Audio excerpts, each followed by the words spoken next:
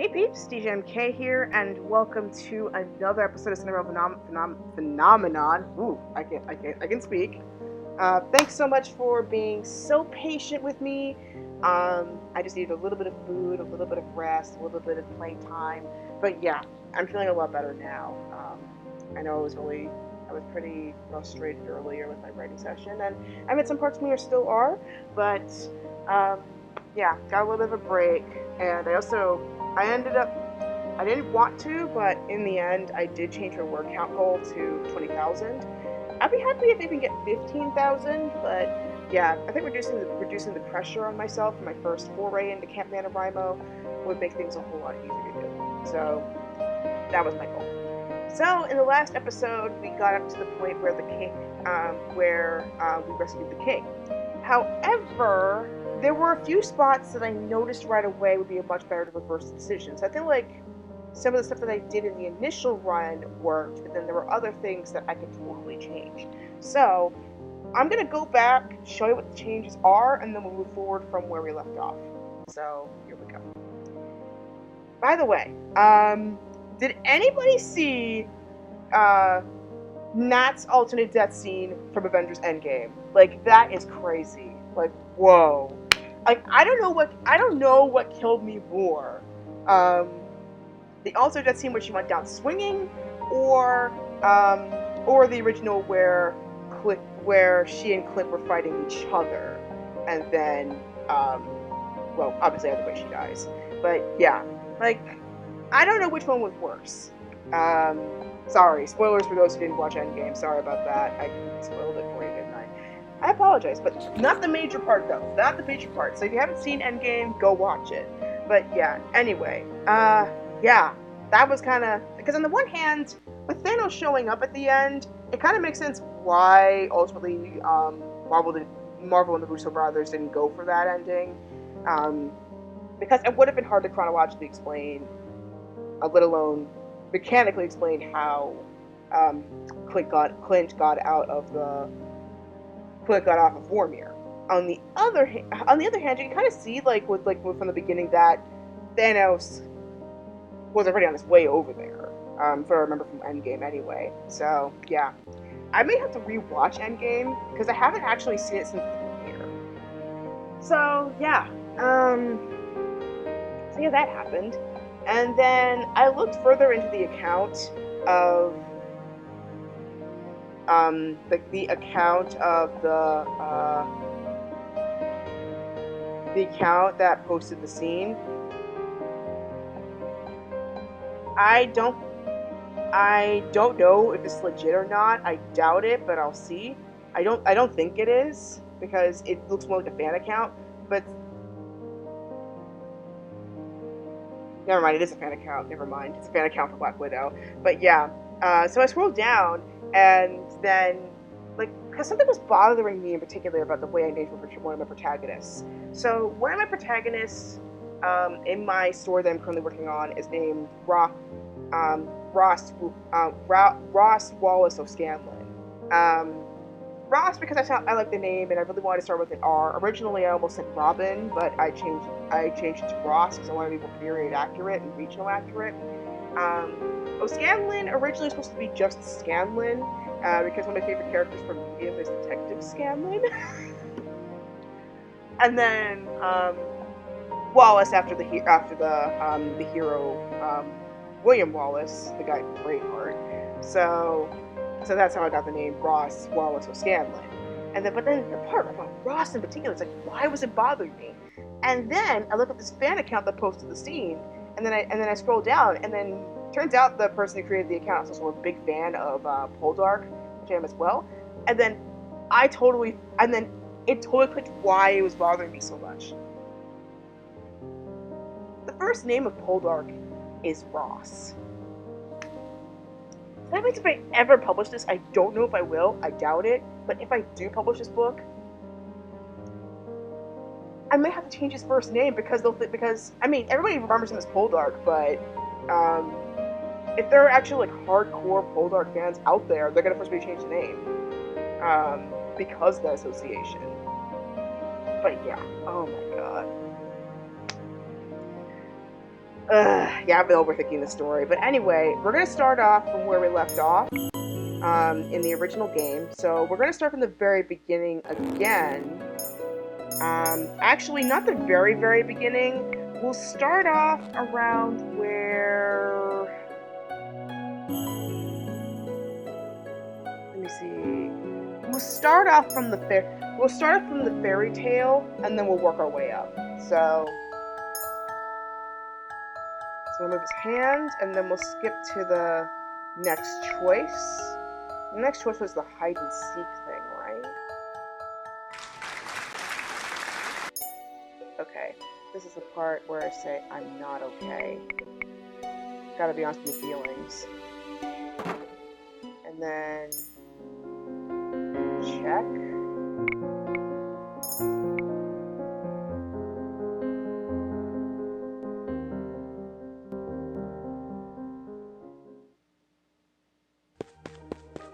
And then I said behind the wooden crates. And that was one helping me win. So I think that was one of the critical ones. That behind the crates was the big one.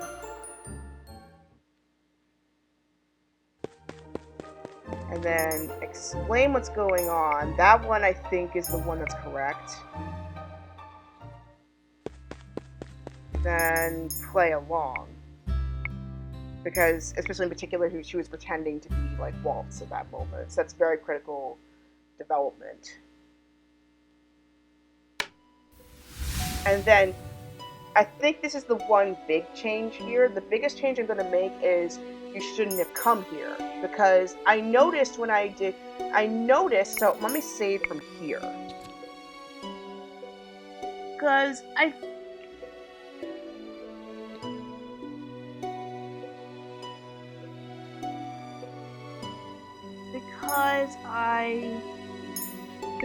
feel like... Because I did play a sample of this actually a little bit earlier in the afternoon, and the dialogue is much longer compared to just going back. So, and also keep in mind, this is early on in Lucetta's development. She's still learning to be good. She ultimately doesn't want to be a burden to others. So I think the first correction I'm going to make is you shouldn't have come here. So let's read this line. I had to. It's my fault Bard got to you in the first place. Waltz forces a smile, but I can see the sadness in his eyes. I couldn't protect you at all. I'm so sorry. But why do you keep worrying about me? I'm not even hurt. What if something happens to you? Waltz smiles. He tries with great effort to mask his pain. I'm happy that you're worried about me, Princess. It doesn't matter what happens to me, as long as you aren't hurt. How can you say that? Waltz's expression suddenly twists as he doubles over, his eyes glazed with pain. Waltz! Delora catches one of Waltz's arms, supporting him as she turns to address both Carmen and I. We should return to the march-in. Rumple needs to see to Waltz's injuries. Rumple? I'll explain everything once we're back. Okay. I'll fast forward as soon as I get to my favorite part in here. The Rumple moves to reception areas, boots drop by Waltz's injuries. What happened? Heal first, explain later. I love saying that, but anyway. Let's fast forward to the next decision.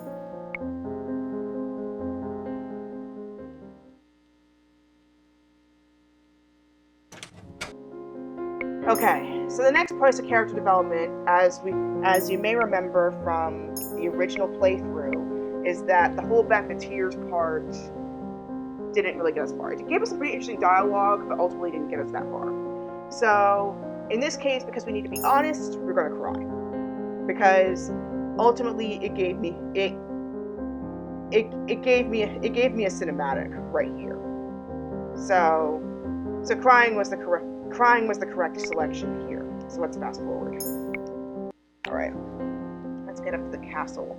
So, in terms of the palace, I think, especially when King... Hold on one sec, you guys. I'll be right back. I hate being interrupted during a playthrough, but I have to. So stay tuned, guys. Stay tuned. And I just realized the text from my writing's up. So okay, stay tuned, guys. Stay tuned. I'll be right back. I'll be right back.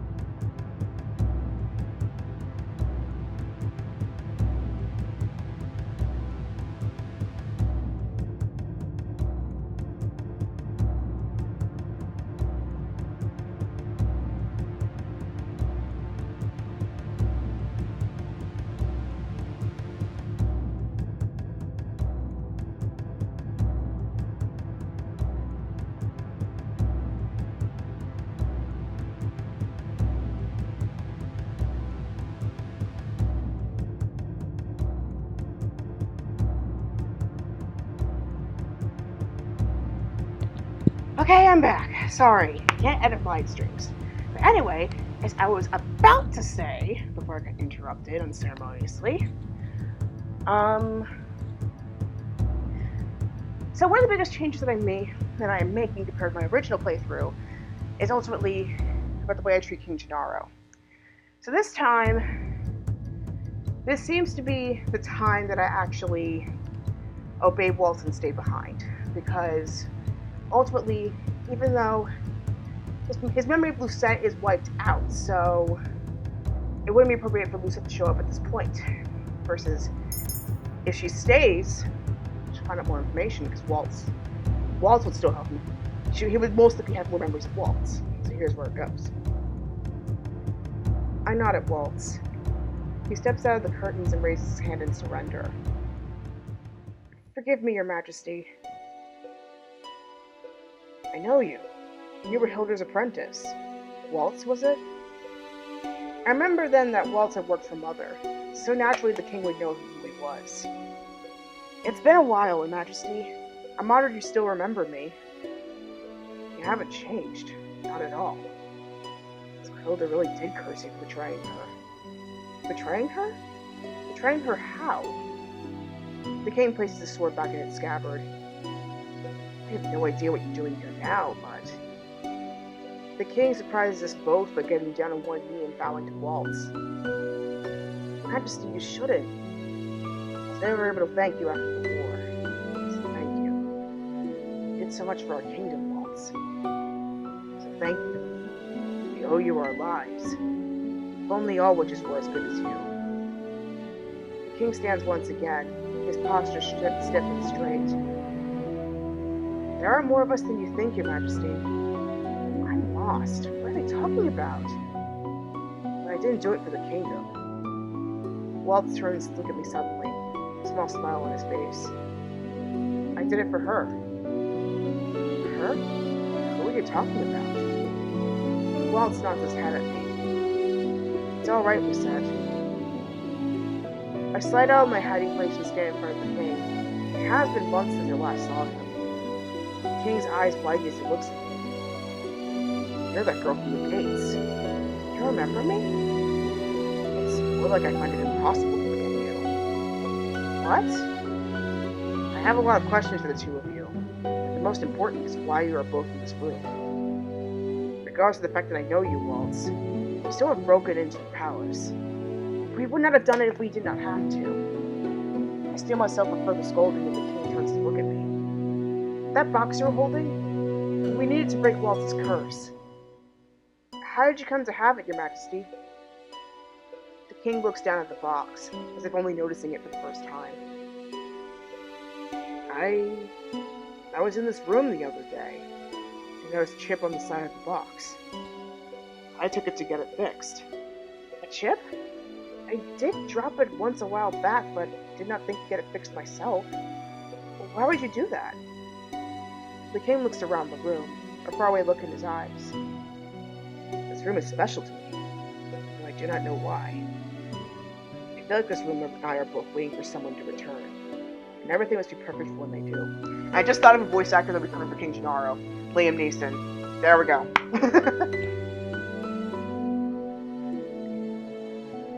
I feel my chest tighten even as the king huffs out a derisive laugh. What am I saying? He cannot miss me when he does not remember me. He can't. Right? This box is all that you require, Waltz. You may have it. It is the least I can do after all that you've done for us. The king holds out the box to Waltz, who reaches out to take it. Thank you, Your Majesty. Look who we have here. We all freeze at the sound of the new voice. I turn and find an all too familiar figure leaning against the doorway, a mischievous grin on his face. What a sweet little reunion. Bard? And so we are now at Chapter 6. Anime Betrayals. I'm sorry, it's basically anime betrayals. Alright, let's fast forward to the big decision. Another big decision. So, the next change I'm going to make is... The next choice I'm going to make is to listen to him.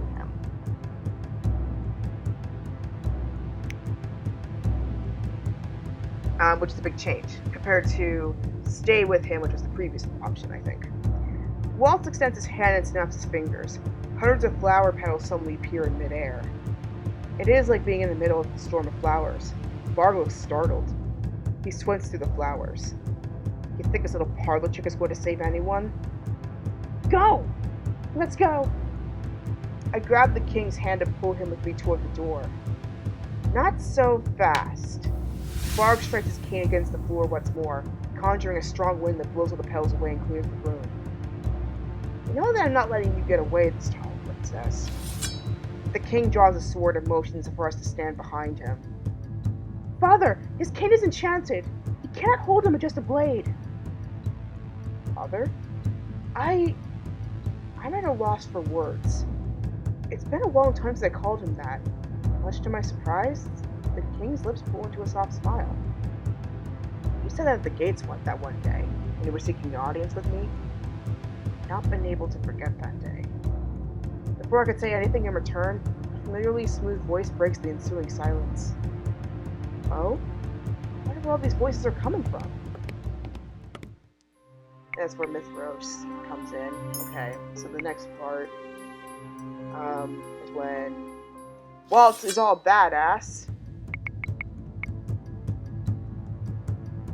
I can't go back! Ugh. Okay, so I've got to read a little bit. So let me see.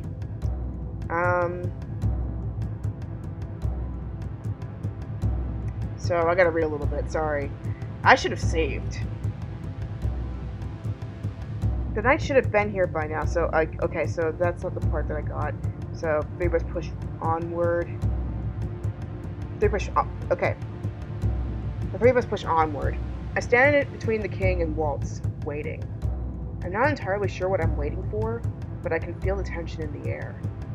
We only stop moving when a voice cuts the silence. Your Majesty! Cyril Castor stops before us with a group of knights. His face is impassive at best. Waltz takes a step back as Cyril Castor looks at the king. The king is quiet for a few moments, his eyebrows drawn together in terse expression. He finally speaks. I'm about to declare a state of emergency. Where have you been? Seize them. My eyes are still on the knights in front of us when I hear footsteps from behind us. I'm nonplussed when a dozen knights appear from the shadows and surround us. I look for Fritz in the cluster of knights, but he is not here. The king stares around him, baffled. What is the meaning of this? Could this be the reason why? What's happening? That voice. We all turn to watch the dining room doors open. Ophelia enters with Emily and Rod. Several knights trail behind and flank them on either side, giving them no room to escape. Rod notices me and stares in shock but says nothing. Gennaro! The minute she sees the king, she calls his name and attempts to run toward him. The knights only need to raise their swords and block her path to stop her. I think that managed to take care of all. I think I take care of all the intruders. Though I'm not happy that two managed to escape. Two? Jurian and Garland? If they manage to escape, they might be able to get reinforcements. The king will be judged and convicted. His crown will be given to one more worthy. I see. It was you that sent that letter, Alcaster. That is correct. Now, if you want to protect your family, you will hand over your crown. The king shakes with rage. Was this yours and Mithras' plan all along, to take down this kingdom at its heart? Sir Alcaster snorts and crosses his arms. Do not club me together with that snake. Both of us have different goals. It just so happens we both need to be rid of you. What? You're a weak king, Gennaro. The kingdom of Angiel needs someone who will rule with an iron fist. You're too soft, and so your subjects become too dependent on your kingdom. And how do you propose I run my kingdom? By instilling fear. There's no place for fear in this kingdom. It is a ruler's obligation to assuage the fears of his people. I cannot believe you would do this, Sir Alcaster. Alcaster looks at me with disinterest. You're set, correct? I have no business with you, but I suppose Mithras does. We've been backed into a corner. What do we do? I feel from my pocket, my hand touching the smooth surface of a vial. I can still remember the potion that Parfait gave me before we left. I'd forgotten I had this with me. Parfait told me to use the potion and we found ourselves in a difficult situation. He said it would give us time to escape. She didn't even tell me what it does. I glanced at Waltz, who was eyeing the knights quietly. But it is also possible that Waltz will be able to do something about the situation with his magic. So let me save here.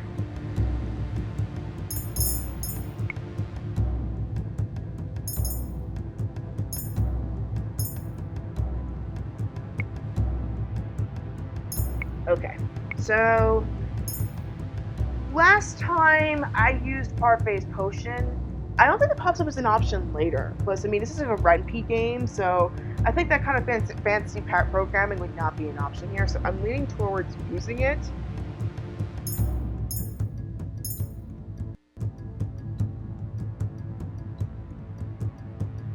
But I was leaning forward to asking Waltz to help him with his magic. But it's a sticky situation, so I'm leaning towards using it. I reach into my pocket and slip the vial out, and open my fingers just long enough for Waltz to see it. He gives me a subtle nod before turning his attention to Sir Alcaster, who's still speaking with the king. I will make you regret your actions, Sir Alcaster. I throw the vial to the floor. The moment it shatters, a blinding white light envelops the room, forcing my eyes to close. Waltz grabs my hand and pulls me away. Don't let them escape! I hear a few grunts from the knights as Waltz begins to burrow his way through them. Waltz leads me into the throne room. We've all somehow made it out. Rod stands in between Ophelia and Emmeline. Rod must have pretty good eyes to be able to lead them both out there in all the chaos. Good job back there, Lucette. I never realized you had a potion. Parfait gave it to me before she left on her urgent meeting. It's a good thing, then. You saved me from by using it, you know. Using a more complicated spell would have drained my energy. But why is this happening? Emmeline's eyes are filled with tears. Ophelia takes her into her arms and rubs her back in an effort to calm her. This is my fault. How could I have not foreseen this? Jurian was right about him. I should have listened to her. This is not your fault, Your Majesty. We don't have much time. We need to escape and tell Lady Parfait about this. It sounds like Jurian and Garland were able to escape. It's impossible they will soon bring reinforcements. Rod? You know these people? Rod is silent for a few moments before nodding at her. Yes, they're my friends. Friends? Rod just shrugs at me. More than likely, he just wants us to play along. Waltz paces the room, his arms crossed as he tries to think of something. Waltz? I haven't done this in a long time, but I can try to open a portal that leads us back to the margin. Witches can do that? Only the most practiced witches. It only works if they have a clear image of where they want to go. So you can do it? I can. I was taught by your mother, after all.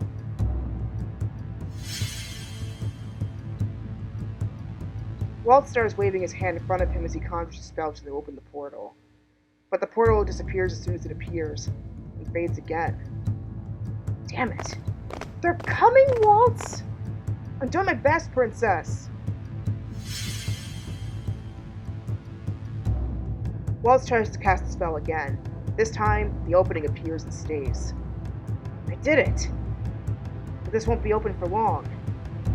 Your Majesty, you must go first. No, let Ophelia and the children go first. Waltz nods as he ushers Ophelia and Emily into the portal. Though Rod is reluctant to step inside, I force him into the portal before me. I can't keep the portal much open longer, Lucette. I can manage one more person before I need to recast it. Your Majesty, you must go. No. What? I don't have any intention of leaving. To leave this place is to abandon my kingdom. I will not flee like a coward. I will protect my throne until my last breath. But that would be suicide! It will not kill me. I may have managed to sway the order, but I have the people on my side. Killing me would cause an uprising, and that's the last thing he would want. But the king escaped. He would be able to fight from the outside. The castle and his crown are symbols, but he is in danger if he stays here alone. I glance at Waltz and notice him paling. I can tell the magic is sapping his strength, making him weaker. I ball my hands into fists. I cannot leave the king here by himself. He is the king, and I am the crowned princess. Waltz, you will come back for me, right? What are you... Before I can react, I put my hands in his back and push him with all the strength I can muster. Waltz stares at me in horror as he falls into his portal. I'm sorry. Waltz disappears and the portal collapses in on itself, leaving me with the king. Both my mind and heart are numb as the knights approach, ready to surround us. The king and I sit on the floor with our hands tied behind our backs. There are two knights standing by the door to watch over us. I look at the king, who remains as quiet and solemn as before. He's been so calm. Does he have a plan? Why is it you chose to stay with me? I'm surprised when he finally breaks the silence. Because there are questions I need answers to. Besides, I can't just leave you here. I have many things I need to ask you. King Gennaro falls silent as he stares at me. The gold in his eyes clearly reflects my own. I've never realized how similar our eyes were. Is it true? Am I really my daughter? Yes, I was given the fairy tale curse and turned into a peasant. My title was stolen from me and from the minds of the people. No one remembers who I am anymore. Cinderella? How did you know? I noticed the glass slipper of your neck, but the other slipper seems to be missing a piece. A piece? I looked down and stared at the second slipper. My eyes widened when I noticed the piece is bigger.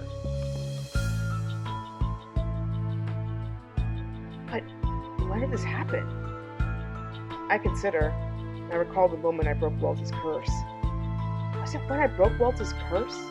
That means I only have one more deed left to complete, but my birthday is tomorrow. Are you alright? Yes, I'm just worried.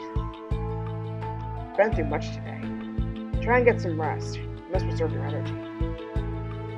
I'm unsure of what he means, but either way, there's no way I could possibly sleep now. At least is what I tell myself.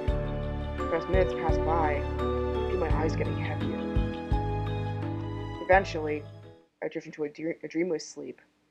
Apparently the first one I've had in a while. Reset. I must wake up. I blink a few times, and when I come to, I find that I'm leaning on the king's shoulder. I fell asleep.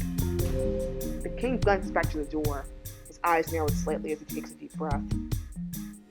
It's time to go. What? I turned toward the front doors and I realized the knights guarding the room are missing. They will be back soon. Must hurry. I'm surprised when the king pulls out the ropes that were binding him. He holds a small knife in his hands. How long has he been under his bindings? When did you free yourself? I think I may have been sorely underestimated. I have been trained just as well as the knights. It goes without saying that I could get myself out of these bindings. I'm not so weak that I need to depend on others to protect me. Sounds like something I would say. Why did you get the knife? They made sure to take anything we had that could have been a weapon. Would it suffice it to say that I pulled it from a hidden spot? Why make people think to look in a person's boots?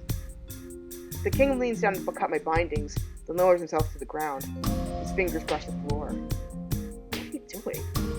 Finding the keyhole. Here we are. He pulls a small key from his pocket and fits it into a crevice in the floor. The floor gives a gentle, audible rumble. The king pulls the title from the floor, revealing a hidden staircase. There was a hidden staircase here? In the floor? An escape route, if I were ever needed. Only I know of its existence. Now I must go before they return. I nod and follow after him. The king sets the panel in place to descend down into darkness. The floor rumbles once more as the hidden pathway closes behind us. Both of us walk in silence for some time. The only sound we hear are the echoes of our footsteps. I am behind the king, staring at his back. He seems to have already recovered from his earlier injury. Or he could just be pretending that he's alright. How's your back? It doesn't hurt as much now. Thank you for asking. Silence ensues once again. This is getting awkward. Maybe I should say something. Okay. So I think the last time I did this, I think I said say something, and then we had this conversation. So let's try staying silent and see if Gennaro brings up anything new. If it doesn't bring anything new, then we'll go with the original option of saying something. So let's do it. I do not even know what to say. I'm sorry. I'm surprised when the king suddenly speaks. For what? I'm not sure. I have this feeling that I've done something to hurt you. Have I? It was what you did not do that hurt me. I was a bad father, wasn't I? I have been wondering for a while. If you are indeed my daughter, why do you address me by title? Do you not call me father? I stop in my tracks and turn away. It's been years since I called you that. You were never there for me, so I stopped considering you my father. A deafening silence falls upon us. I'm sorry. Can you tell me why you distance yourself from me? The king looks at me silently, with something like regret in his eyes. I want to slap myself for my foolish question. My apologies. I forgot you do not remember me. You know, I have learned many things since I have been cursed, but the things I have learned do not answer my questions. I thought by staying here I would finally chance upon some answers, some truth. I've always thought that only Mother loved me because you were never there for me. I'm sorry I cannot give you the answers you seek. Well, I can't understand why you would hate me. I am a witch's daughter, after all. Hilda? Do you know what transpired in the past? You mean with Mother? Hilda threatened to kill the person I loved when he did not marry her. She threatened to kill Ophelia. The king looks down, his face contorted with anger. Heartface said that Mother already broke the rules long before she took over the kingdom. Her hands are already stained with blood. I won't let any more of my loved ones die in her hands. I had no choice back then. I married her because I refused to let her hurt Ophelia. I hated that woman for ruining my life and my kingdom. I know. I recall what he thanked Waltz for saving the kingdom. It's a new line! It's a new line! Here we go. Can you tell me who Waltz is? Waltz? He was Hilda's apprentice. He was powerful, considered the second strongest among the witches. Really?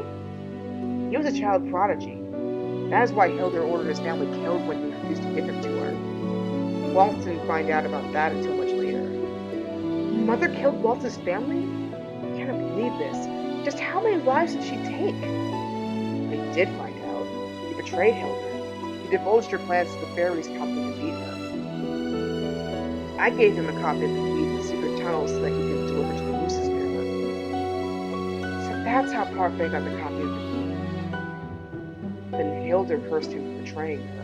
I do not know how you two know each other, but it is fairly obvious to me that he is loyal to you and cares about you. He was the type of person who expressed that loyalty plainly, so I can tell. I do not know why the king decided to comment on such a thing, but my cheeks are suddenly warm. You care for him. Do I? He is a good man. How do we even get to this conversation? The two of us are still walking and the king suddenly stops and I nearly bump into him. Ah, here we are. This should bring us into a passage that leads into the gardens. I follow his gaze to a rusty door. He slowly approaches the door. Stay close to me. I nod at him. He turns the knob and pulls open the door. That's... The king and I can only gape at the sight in front of us. It's the last thing we expect to see behind the door. Mother? Chapter 7. The Witch and the Crystal. Okay, so I think in some ways, I think I did the correct thing of not saying a word, because Lucette would be completely clueless. And also the silence also helped. And also, I think the fact that we allowed Lucette to wait it out and listen to Waltz's side of the story, it got that piece clarified a little bit sooner. It gave a little bit of additional dialogue, a little bit of additional backstory. So I think waiting out was actually the correct thing to do. So,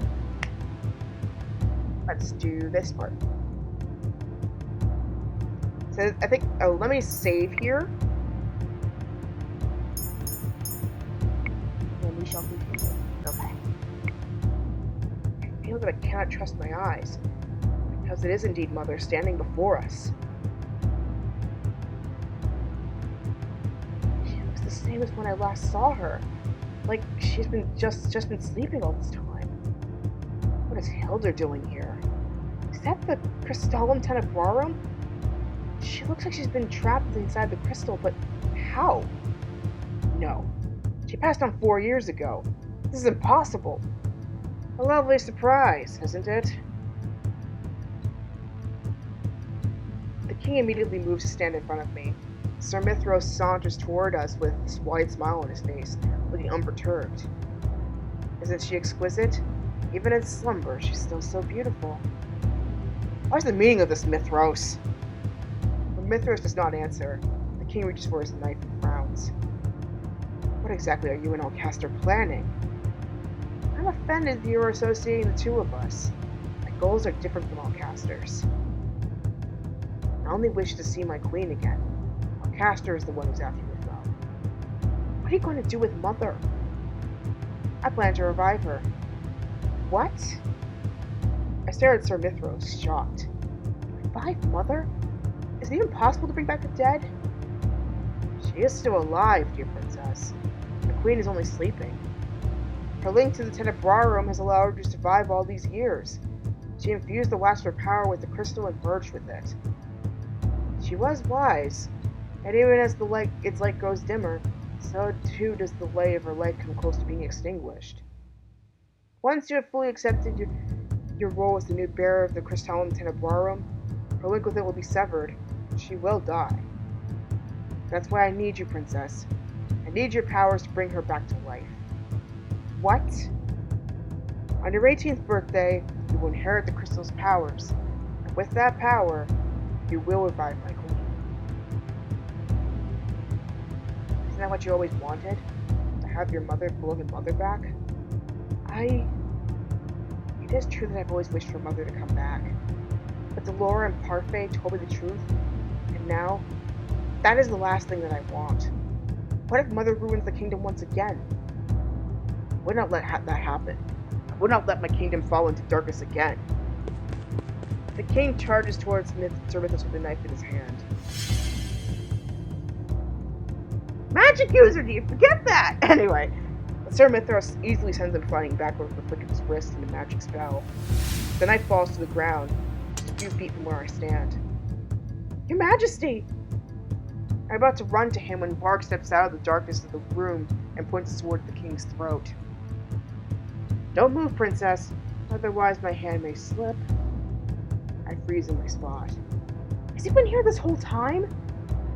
Now, princess, you have an important decision to make. Help me revive the queen and save the king, or run away, he dies. My life is nothing compared to the lives that will be lost if Hilda is brought back. I'll gladly trade my life for any of the lives that she would steal. Foolish king. You cannot gamble with your life when it's no longer in your hands. Sir Mithras growls at the king before facing me once again. He flashes a crooked smile. How about it, princess?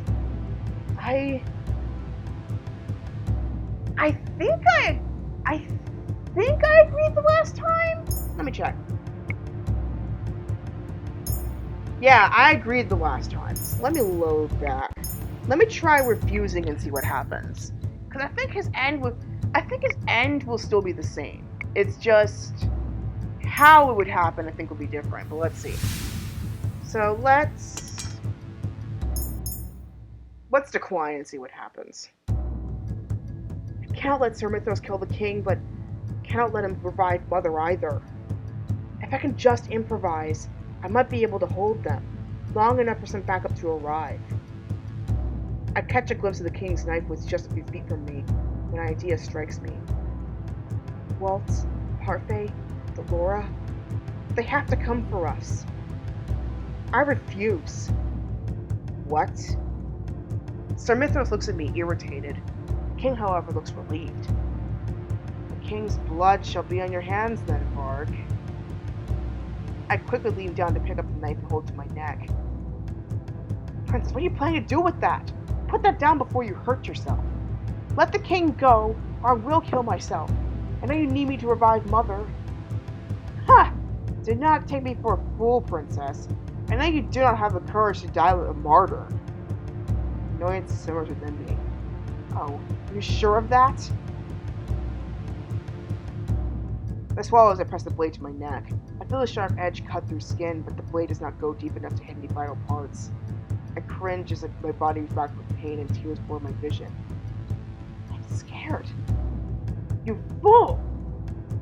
Sir Mithras' face is pale as he attempts to step toward me. Now you see my resolve. Let the king go, Mithras. Mithras curses under his breath. Okay, this one was the right decision. Refusing was the right decision.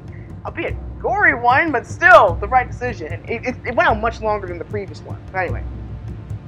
Mithras curses under his breath, his outstretched hand clenching into a tight fist before he draws it back. It's working! I feel myself relax when my hope is short-lived and foolish. Mithras casts a spell and the knife goes hot in my hand. A scream escapes my mouth as I fall to the floor and clutch at my injured hand.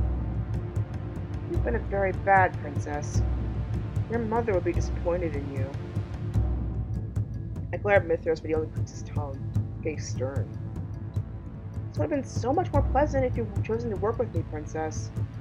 I will get what I want, princess. Even if I must break you to revive my queen, I will do it. I will suffer the consequences for it later. Mithras turns to Varg. Varg, put them both in cells. I take a few steps back as Varg approaches us. All I managed to do was back myself into the wall. Varg looks at me, amused, like a cat toying with the mouse. He takes another step, but I do not get to see the movements he makes afterward. A bright light engulfs the area, eliciting an agitated hiss from Mithras. Magic? But how? When the light clears, Varg is still standing, his eyes on my feet. I follow his gaze. My shoes have been replaced with two beautiful glass slippers. I broke my curse? What did I do? The king looks up at me, his eyes hazy. He opens his mouth to speak, then stops when Mithras comes to hover just above him, his expression fixed into a glare. Oh, how charming. But your broken curse will not help you now, princess. Now be a good girl and allow Varg to escort you to your cell.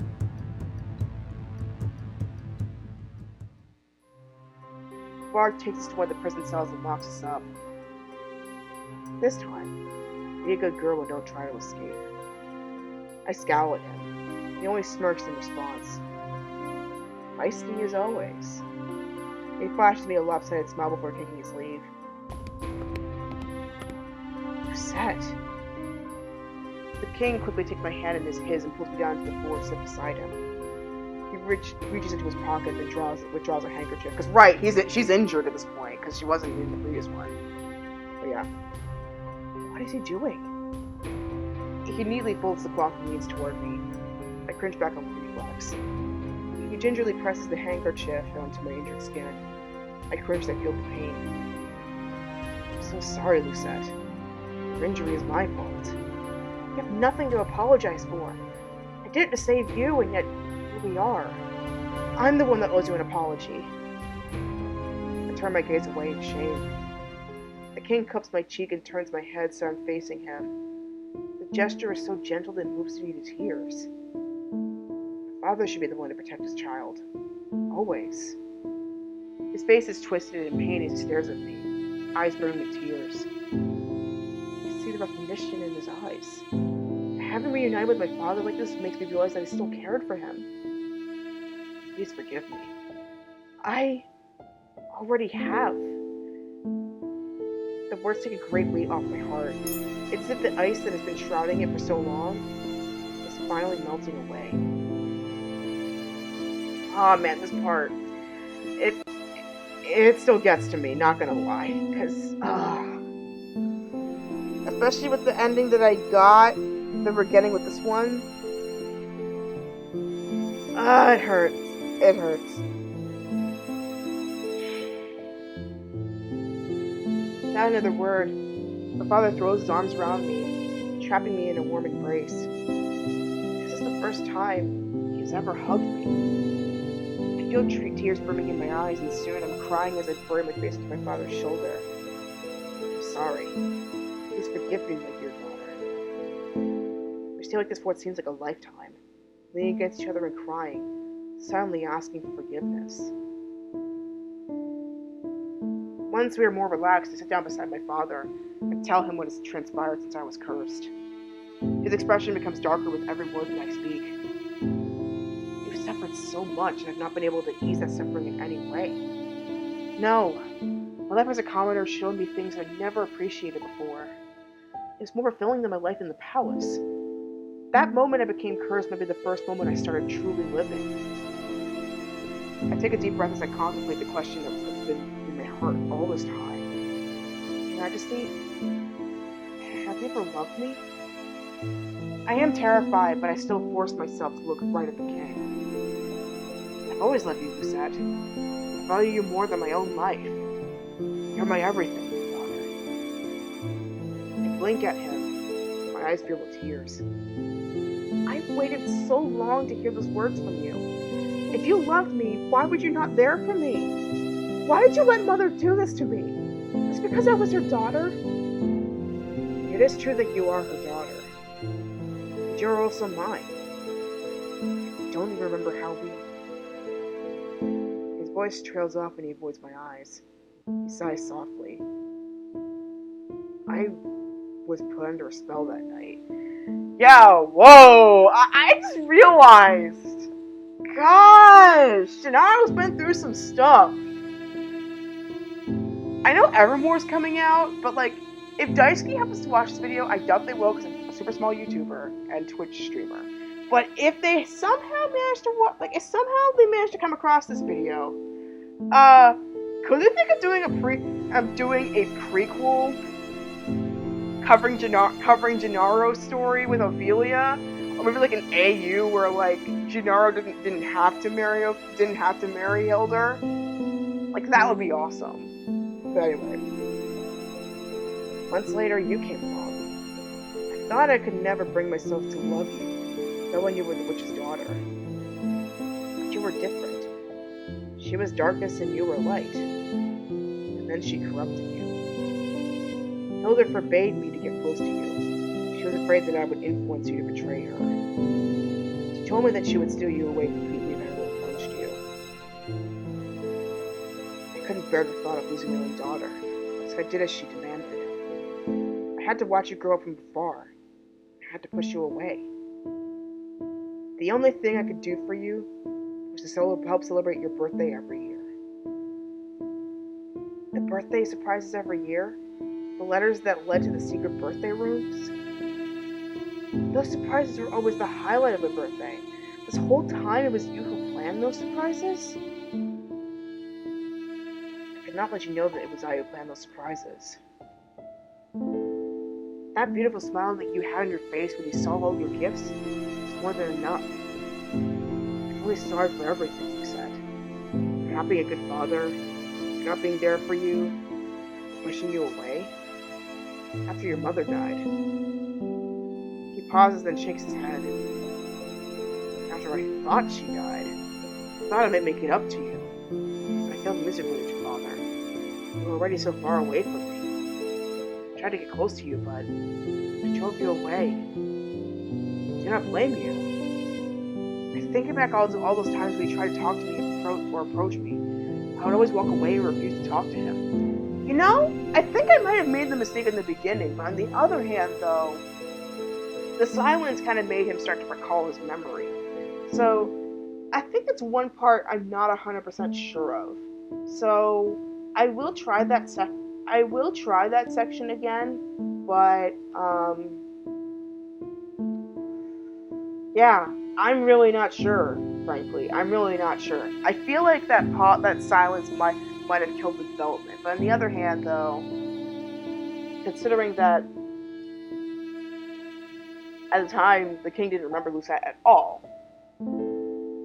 I know it would have made a difference. But anyway, because Lucette is already pretty outspoken as is, so I think the silence wouldn't have worked there. But I'm really not sure. I think that's the one decision I'll have to definitely look into. But anyway, let's keep going. Because I hated him. I was convinced he didn't love me. I tried, but I tried too late and not hard enough. I should have tried to better understand you. I should have tried harder to see what your mother had done to you. I never expected any sort of forgiveness, but you still gave it to me. But now I'm at a loss as to what I can do to make it up to you. But you're here now, right? I smile at him hesitantly, and he smiles back. He leans forward and places a kiss on my forehead, even as he wipes a tear away. This is why I think this ultimate would make a great anime. Like, this would make a great anime. Like, come on, people. Whoever produces anime nowadays, Kyoto Animation, whenever they recover, they would totally do a good job with this. Anyway, I love you, he said. I love you too, Father. He rests his hand on my cheek.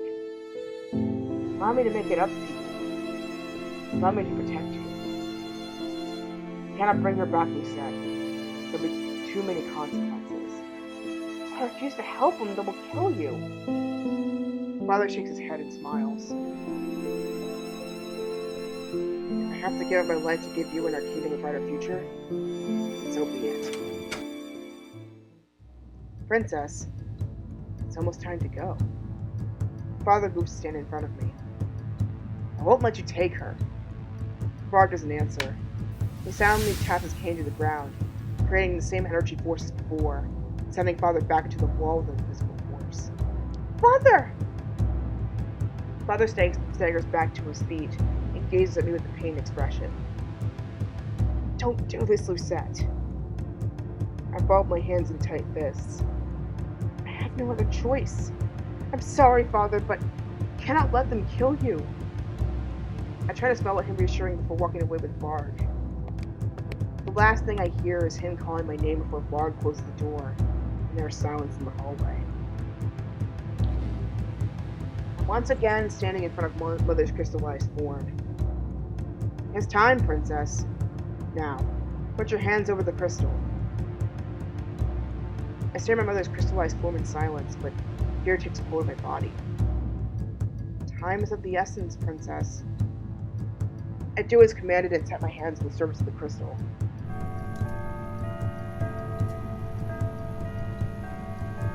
Moments later, the clock strikes 12, and my body suddenly grows heavy. A strange power begins to flow through me. What is happening? I attempt to pull my hands back, but to no avail. Not only are they heavy, but they feel as if they're glued to the crystal. Even as I struggle to move, I feel my energy dimming as the crystal grows brighter and brighter. Yes! Yes! I blink a few times as tears begin to sting my eyes. I bite my lip in an attempt to keep myself from falling unconscious, and the effort only makes me taste blood. Lucette!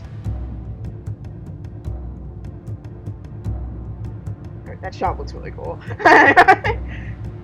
Out of the corner of my eyes, I catch a glimpse of Waltz by the door, his hand glowing as he prepares to cast a spell. Waltz! Waltz's eyes meet mine, his expression contorting in anger as he turns to glare at Mithros. This is madness, Myth! You're too late, Waltz. Just a little bit more and the energy transfer will be complete, and my queen will be free from her prison. I won't let you do this. Waltz releases his spell, Mithros who quickly conjures a shield to protect himself. I feel so weak. I feel my knees giving out. Next thing I know, Waltz stands beside me with a dagger. He drives the edge of the dagger into Tenebrum's surface, cracking it slightly. And then I'm free. Waltz catches me in his arms, just when my body hits the floor. And I'll think of that rocks, that like screamo rock song. Like the body's hit the floor, like the heart. I didn't even know who did that anyway, but stay with me, Lucette. My body relaxes when I feel his arms around me. I squint up to his face, but his features are blurry. I have to blink a few times to clear my vision. I think I almost was gonna say, what took you so long? Or I knew you'd come back. What do I say? What do I say? Because, like, what took you so long is such a Lucette response, but then I knew you'd come back would be a thing.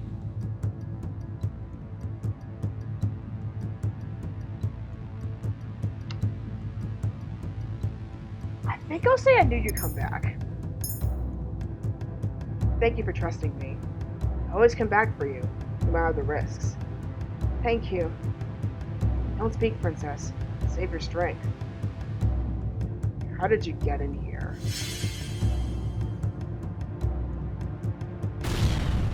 What? Looks like we made it just in time. Parfait steps through the hole in a wall that her outburst of magic created. She looks solemn. You. How dare you show your face here? You who tried to kill my beloved queen. Kill? Mithros raises his hand to cast a spell, but Parfait quickly freezes him in place with a flick of her wrist. I'm surprised, but then I realize that Parfait is the Lucis bearer. Even in her weakened state, it seems that she's a force to be reckoned with. She turns to face me with a weak smile on her face. As the bearer of the Crystallum Lucis, it is my duty to stop Hildur. Such was my goal, even back then. Even when the two of us were dear friends. While Parfait is speaking, Varg slowly moves forward with his cane. He seems just about ready to bring it down to the ground when Parfait turns in place and casts a spell. The magic hits the cane head on, shattering it on impact. Varg, however, seems surprisingly calm. It's a good thing that wasn't the only weapon I had, huh? Varg suddenly charged toward Parfait, something silver and sharp glints in his hand. Parfait doesn't even move as she casts another spell, knocking Varg back against the wall. The knife in his hand clatters to the ground. Varg staggers back to his feet. The mask covering his eyes follows his face as he stands. When he looks up, I feel blood turn cold. Fritz? Varg wags his finger at me, his smile crooked. Maybe I look like him a little, but he can't seriously think we're the same person, can you? I clutch Waltz's stirrup to my fingers as I stare. Everything begins to feel hazy once again. What is going on? Lucette! Lucette! I hear my father before I see him. When I turn, he's limping towards the pained expression on his face. I can only assume someone made it out of his cell, and that someone helped him out. Waltz's arm is still there to support me as I walk toward my father. Father reaches out to touch both my cheeks. His warmth makes me flinch. You're cold. I will be fine. Father clenches his fist and turns to Mithros. It's over now, Mithros. Not quite. A bright light suddenly surrounds the Tenebrarum, and the whole room is engulfed in light. I should have killed you a long time ago, dear Gennaro.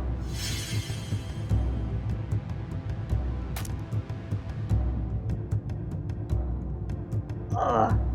Father! I'm unable to see what has happened, but as soon as the light disappears, I see what horror has happened before me. I scream when I spot a large gash in my father's chest. Blood pours from a wound from the blade of light. I catch my father in my arms as he stumbles back. Waltz quickly comes to stand beside me to help support him. Father! Now, this kingdom is mine once again. The voice is familiar, but distantly so. It is a voice from my memories. I look up and suddenly, there she is. My mother stands before me, beautiful and regal. Her eyes are cold, lacking any kind of love as she looks over at me. Set. Welcome back, my queen. Mithros, who has somehow managed to escape from Parfait, is now down on one knee before Mother. Hilda! Hello, dear Faye. It's been a while. Parfait puts her hand into her chest as she begins to cough. She collapses to her knees. You've grown weaker since your last fought. Lady Parfait! Mother's eyes snap to Waltz and narrow. I see that traitor is in here too. I also see that you managed to reunite with my daughter. Mother flicks her wrist as she casts her spell. You'll pay for what you did to me. Step back! Parfait quickly steps in front of us, and an invisible barrier appears just as Mother conjures a series of sharp ice projectiles. They bounce harmlessly off the shield, but I can feel this rumble in the ground as they tumble to the floor. Parfait! Parfait is still kneeling on the ground, and I can see blood on her lips. You're sad. I look down at my father. His shirt is soaked with blood, but his eyes are still barely open. Father! I feel tears brimming in my eyes. The room fills with light, this time emanating from the floor. Slowly our surroundings begin to blur. You know, this is the other part that I'm theorizing. Should I have waited until, what should I call it? Should I wait until this point to use Parfait's vial?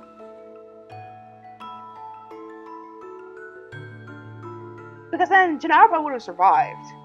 But then again, this is a Renpy game. It probably wouldn't have made a difference. Let's see. Go then. Run away, Parfait. That's all you've ever done. Parfait's voice is pressed in pain as she speaks. He will stop you, Hilda. The last thing I see is Mother's wicked smile. From the light shout, she swallows us whole. When the light fades, we're back in the march-in. Parfait is still on the ground, but now she seems like she might sink into it. Lady Parfait! I'll be fine, just call Rumple. Quickly! Waltz starts from the room immediately. Father, please hold on! My father's clothes are now dyed a thick crimson that stains my hands and dress. Moments later, Waltz turns to Rumple. He rushes over to the king the moment he sees him. Rumple tears my father's shirt open, revealing a deep wound in his chest. Quickly looks over the body, then attempts to apply pressure to the wound, but the bleeding does not stop. He's lost too much blood. Can't you do something? I looked at my best, but there is only so much I can do, Princess. I cannot perform miracles. There is a faraway look in his eyes as he says this, an almost pained expression on his face. His helpless expression makes the panic surge in me again. You call yourself a doctor? Reset, calm down. I cannot lose him, Waltz. have much time left, Lucette. I turned to look down at my father, my eyes filling with tears. No, don't say that, Father. I want to see you become clean. It seems like this is the end for me. I collapsed beside Father and reached up a shaking hand to my white cheek. I kept on thinking. I can only nod at him. I'll always be with you. You said. And I am proud that you are my daughter. Father smiles at me. He is so genuine and warm that it brings fresh tears to my eyes. His eyes slowly close, but the smile never leaves his lips. Father. I shake him, but he does not react. No! I lean over my father, willing him to come back, open his eyes. He's no longer breathing. For the first time, I cried for my father.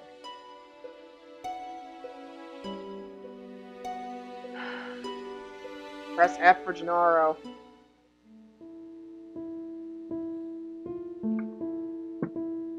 Man. I don't think that's preventable. I think even if we, let's say, didn't use it in the dining room, we probably certainly would have been forced to use it in the throne room. So no matter what we did, I don't think he would have survived.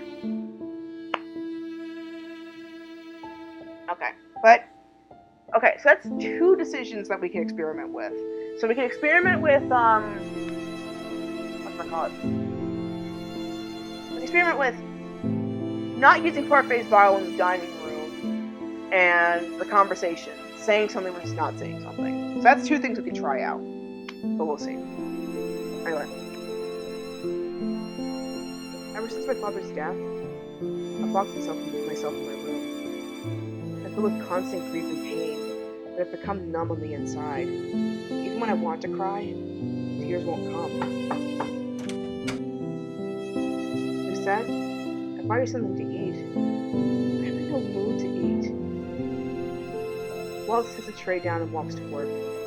The blankets crumple as he sits down beside me. I slowly he wraps his arms around me and strokes my hair. What happened wasn't your fault, Lucette. He did what any father would do for his daughter. He did not deserve to die the way that he did. My mother's hand. I know. I curl my fingers into Waltz's shirt. I do not want to lose anyone anymore, Waltz. Waltz continues stroking my hair. You'll be fine. I promise. For now, you need to rest, Lucette. I'll be here by your side until you fall asleep. He plants a kiss on my forehead and I close my eyes, relishing his warmth. Waltz's hold is firm but comfortable, and I sink into his arms as I fall into a dreamless sleep. Days later, the palace announces his father's death. It isn't long before our caster is given his crown. The announcement of his ascension comes with an explanation of the king's death. The palace paints me as a criminal, telling the townsfolk that I was the one who killed the king. I'm labeled a fugitive, and the royal family is officially declared missing. They've all been in hiding together since then, the royal family included. Now it has been 2 weeks since father died. The longer time moves on, the more aware I am becoming of one given the organization. Mother is making show herself to the public. How could she be plotting? I place my hand over my heart, blowing the pain away. Every time I think of Mother, I remember the sort of light that went through my father's body. Enough time has passed. Even though I am suffering losses, I cannot stand idle. I have promised to fulfill. And I think this is why, monarchies kind of fell out of favor in recent times, or times that they were starting to getting abolished. Because a lot of monarchies, especially the traditional monarchies that go by blood rather than by constitutional monarchies, like what's in Naboo, they're pretty unpopular because it's there's only 3 ways the hands of power can change. Through abdication, through usurping from a foreign power, or by death. And I think that's why they're not really banned, because abdication can be a reasonable thing, the most reasonable thing you can do, but it can be looked upon as weakness, similarly to usurping. it's one house taking over another. And then death, of course, is the tragic one of all. We think it is a natural course of things, but at the same time, though, it's very unpleasant. Because what if the previous ruler was the most perfect one you could get, and then the next one turns into a tyrant like Nero or Caligula? So, yeah, that's the big problem with the death one in particular. So I feel like abdication I can respect a lot more, especially, Lord Poison 2. That's the first film that actually ends with an abdication, and it actually works out fine for both characters. So, abdication is one thing. Usurping at death is another thing entirely. So, yeah. I think this alone is the reason why monarchies are no longer popular. It puts a lot of pressure on the oldest child, which naturally as is, they already have enough pressure as is being the first one and trying to be the example of the other siblings if they happen to have any. Especially in a monarchy, it's like sometimes the younger person could be more willing to take the throne than the older one. So, like, I think monarchy should just keep that in mind. There might be somebody who's more willing to go for it. But I guess just the ones willing to go for it may not be the best person to do it, for all we know. I don't know. But anyway, she hasn't promised me, though. I will protect our kingdom. I am about to go back to my room, but when Parfait calls me, Dolores stands beside her. And again, sometimes the people who are just least willing to take the power off are the ones that are most helpful with it. There we go. That's the thing I was looking for. But anyway. Rosette, can we talk to you? I look away, avoiding their eyes. What is it that you want to discuss with me? It's about Lieutenant Barham. Despite Hilda's revival, it appears the crystal light is still dim. I can only mean one thing. Hilda is still weak. Still weak? Hilda was absorbing all your powers when we found you. We interrupted the process. The crystal was not able to absorb all the magic you now possess. That is why she is still weak. Also, there was something else that bothered me about the crystal. Something odd. Odd? A bearer has a very strong bond with their crystal, a mutual relationship of sorts, but that bond was absent when she returned. What are you saying? It seems as if the crystal was forsaking their bond. What? It seems that even the crystal knows that Hilda's time has come and gone, Princess. The crystal's already chosen you as its next bearer. It's a small blessing, but it doesn't change the fact that Hilda is still the strongest witch. At least, that is what she wants us to think. Parfait and Delora exchange a glance. The crystal has chosen its next bearer, and you have just as much potential, not even more. Delora turns to me, who usually lacks expression more solemn. Are you ready to learn magic, Lucette? Magic you would potentially use to defeat your mother? I've never used magic before in my life. I've never been raised as a witch, and using magic to defeat mother? I do not know. Well, regardless of what decision you make, we'll all be here to support you. Delora and I want you to know that. How is it that they're still willing to help me when I was the one that caused this whole mess?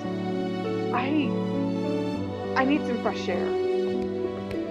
I begin to walk toward the door when I see Ophelia walk into the tavern. Our eyes briefly meet and she opens her mouth to say something, then stops and I shake my head. I do not want to hear her blame me for my father's death, so that's what she must be thinking. Ophelia frowns and does not speak, quitting my pace, almost running as I head into the forest. The night is silent and calm, and the only sound I can hear is the gentle sway of the grass I step through it. Mother is back because of me. If I hadn't revived her, Father would still be alive. How am I supposed to face everyone knowing that? Waltz has been trying to cheer me up. While I appreciate the company and concern, even he cannot help me come to terms with my mistakes. I hear footsteps behind me. I turn to see Waltz approaching with a frown on his face. Lucette? Please, I'm not in the mood to listen to your reassurances again. I don't need you to tell me again that this is not my fault. Lucette, your father wouldn't want you to see you like this. How would you know what my father wanted? I snap at him without meaning to, not bothering to hide the irritation in my voice. I want you to walk forward, and linger on a past that cannot be changed. You've been distancing yourself from us since the king passed. Don't think I haven't noticed. Why is that? Because this is the only way I can keep him safe.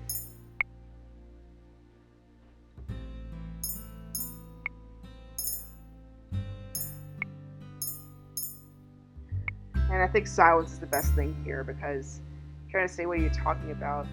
I don't know if it's any better, but let's give it a shot. Let's see what you're talking about. You know exactly what I mean. I'm tired, Waltz. You're avoiding the subject again. There's nothing for me to say. I want to show you something. Keep your eyes open, Lucette. You can't miss it. Waltz snaps his fingers and globes of golden orbs of light suddenly spring to life around us. I can only marvel at the orbs of light flowing around us. They look like the stars dancing through the night. It's beautiful. You cannot truly appreciate how bright a star is without darkness. Waltz snaps his fingers again, and most of the lights go out. During difficult times, the lights grow dimmer. He snaps again, until only one light remains. When you're all alone, it grows even dimmer still. There's things that you cannot do on your own. Otherwise, you risk snuffing your own light out. Another snap and the golden orbs return, this time in great numbers. The lights are brighter than they were before. You're not alone, Lucette. I love you, and it hurts to see you suffer alone like this. My heart is pounding so hard I fear might escape my chest. In this moment, it feels as if time has stopped, and it's just the two of us. All I can see is Waltz. As I stand here staring at him, I come to a realization.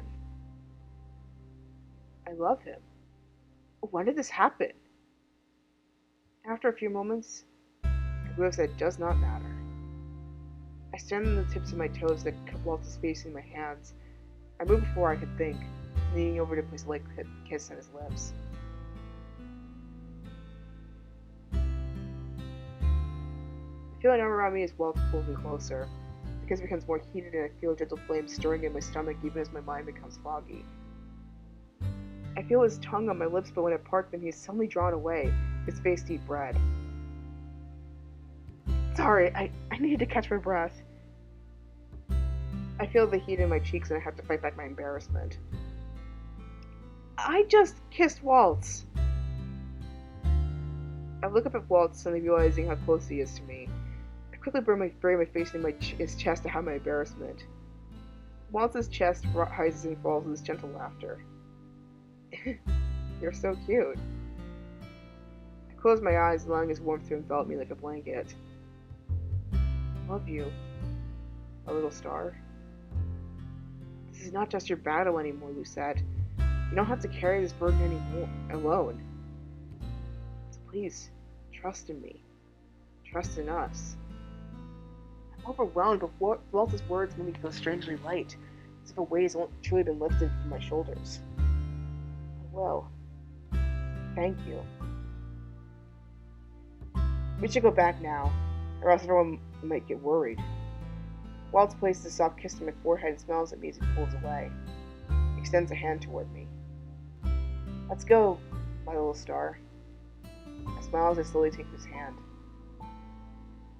We walk back to the march in hand, momentarily forgetting all about the bad things that have transpired. And on that note, I think I feel good about ending it here. There's been a lot of stuff that's going on.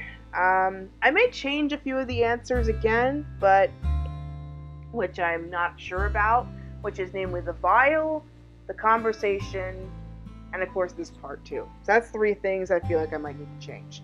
Other than that, I feel confident with almost every single other answer. So anyway, Gonna finish this episode off. So here's all my social media in case you want to check it out.